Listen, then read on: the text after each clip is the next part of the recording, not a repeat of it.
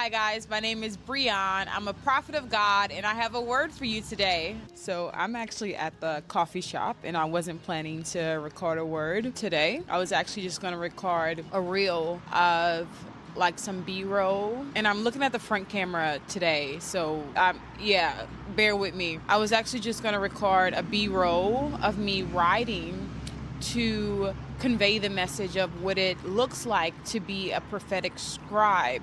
And the prophetic is not just limited to opening your mouth and I will feel it. It's also getting your pen out, writing the vision, making it plain, and allowing the spirit to flow through you as you write, as you're inspired by the Holy Spirit. We wouldn't have the Bible if it wasn't for prophetic scribing, writing prophetically. So for creatives, for instance, when you get these ideas, obviously if you're tapped in with God, if you're spending time with Him, you have given your life to Him, He will use you in a myriad of ways. I said that to say, as I was actually heading to the coffee shop, I received the word and I just began to write and write and write. And I was just in a flow of thoughts initially. That's how it starts. It's very subtle, the flow of thoughts. I realized that I don't need someone who is the exact same as me when it comes to a spouse, when it comes to a partner. I look at my DMs, and most DMs I don't respond to.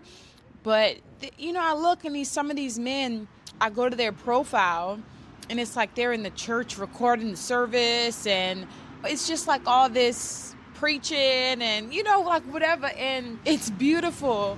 But the thing is, I actually do that already, and I kind of need you to have your own thing going on, to be honest. And I heard an apostle say, you don't need another ministry partner. You need a spouse. And I think that's so important and it's so pivotal. And this doesn't negate the fact that your spouse must love Jesus, right? It's pivotal. How can two walk together? At least they are in agreement.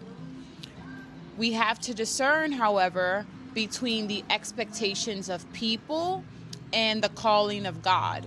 So some women consider themselves to be so highly spiritual, so highly anointed, that they won't even consider dating a man that isn't a leader in the church or isn't called to the fivefold ministry, for instance. And that's rubbish. 1 John 4:20 says, if someone says, I love God, but hates a fellow believer, that person is a liar. For if we don't love people which we can see, how can we love a God whom we cannot see? If God's calling you to love, let's say, a bum on the street, for instance, that's a wild example, but hey, it's actually a real one. And can you truly say you love God if you turn up your nose at that man? God is calling many of you to unconventional relationships. Why? Because He knows He can trust you. He knows you will not be shaken by the systems of Babylon. If you haven't been through anything with God, and when I say anything, obviously we've all been through things, but I meant like you haven't been through the wilderness, the seasons of isolation, the stripping away, the identity marking, just different stages, pivotal stages in your journey and your walk with Him. This word is actually for the future you, and it's propelling you into your destiny of what the Lord is doing in your life and what He plans to do in your life. For others of you, this is a rhema word, a right now word of encouragement and reassurance that you didn't hear wrongly from the Lord. Your union has been called to dominate the 7 mountains of influence. 1, family, the fundamental bedrock and starting point of societal values. Okay, stop right now. I need you to like the video if you're liking it. I need you to comment down below. Let me know what's up. Tell me your name. Tell me something. Say hey. And subscribe to the channel because there is more. Let's continue on with the word. 2, religion. The sphere preserving faith, spiritual convictions, and morality. 3, education. The system responsible for building mindsets and imparting knowledge. 4, media. The communication network controlling information flow and cultural narrative. 5, art and entertainment, the domain of sports, celebration, creativity, and public expression. 6, politics and government, the structure of leadership, laws, and public administration. and 7, economic and business, the financial engine, managing resources, trade, and wealth creation.